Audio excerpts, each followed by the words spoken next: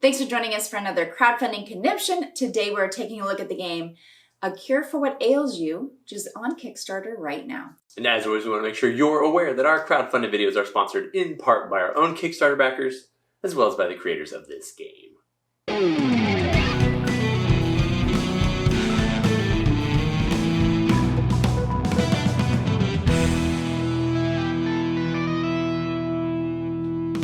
Hey gang, thanks for joining us at Tantrum House Studio 3. I'm Will Meadows. And I'm Sara Meadows, and today we're looking at the game A Cure for What Ails You.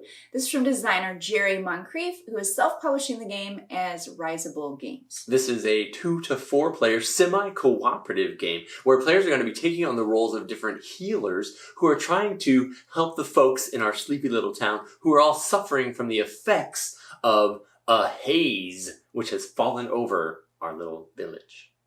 This is an asymmetric game where each player will have a unique board with tokens and a manual that has a set of abilities that they can use to cure the sick. If players are able to work together to heal 4 waves of patients, then we will move on to final scoring to find out who the winner is. However, if at any point during the game more patients die than twice the number of all of the players, then everyone loses. Let's go ahead and jump in and take a look at the setup for the game.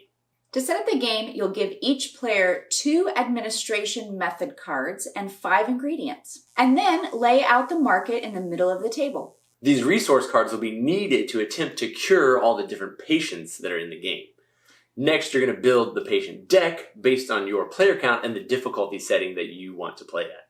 The haze is affecting not just people, but animals and even inanimate objects. It's a good thing we're a bunch of healers who are experienced in different methods. Yeah, in this game, there are 4 different roles that you can choose from. You can either play as the pharmacist, who has the ability to substitute required ingredients with helpful things like cocaine and morphine, or to use trusty tools like the antimony pill. Be sure to look that one up.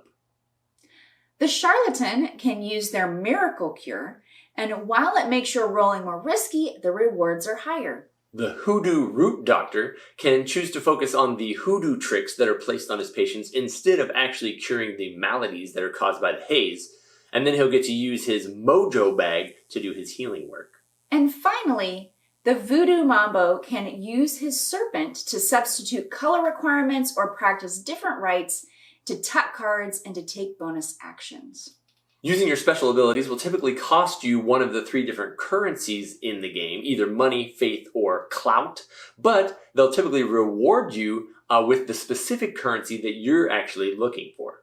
Yeah, so when it comes to scoring at the end of the game, each player will score each of their currencies differently based on your specific board. So while the pharmacist gets his kicks on clout, the charlatan is in it primarily for the money. The turns in this game move pretty quickly because you can only take an action from one of 3 categories on each turn. You can either collect cards, you can deal with patients, or you can use your roll actions. And once you decide which category to work in, there are a number of different actions you can take, but you can only do one of the actions. Now you can do it as many times as you like or as you can afford. So for example, you can buy as many cards as you want to. They cost 1 of any resource type that you choose, or you can trade as many cards as you'd like 2 for 1, but you can't do both on your turn. If you choose to heal a patient, you have to play all the required resources or use substitutes that you've been crafting using your personal abilities on a previous turn, and then you have to roll a d20 to see if it was a success. Success rewards you with payment. Failure pushes your patients closer to the grave.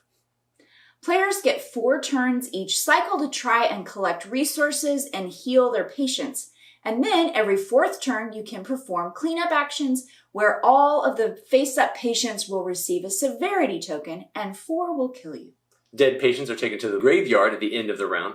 Players do get to collect some additional resources during that cleanup. They get their purge token refilled, which can be used once per cycle to refresh all the markets that are in the game. Then the progression dial is reset and passed to the next player, who will then get to start the next round.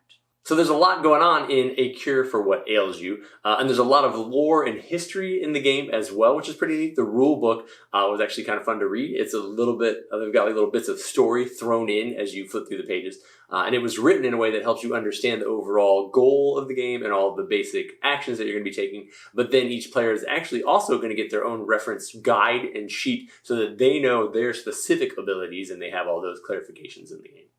The game takes about 30 minutes to play per player based on what difficulty level. So each character will have some additional abilities to try and manage depending on if you play just the basic or the intermediate or advanced. Yeah, the game also does feature a giant stack of patients. There are all kinds of different patients with different requirements. You're always going to have one of those administration methods and then at least 2, but maybe up to 6 different ingredients that you're going to have to collect to be able to give to the patients.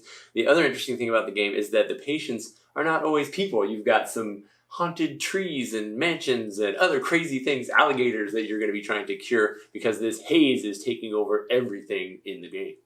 Ultimately, winning the game comes down to your victory point totals, so paying attention to which patient will reward you based on who your character is that you're playing. So, for example, I was the charlatan, and that character really wanted just cash.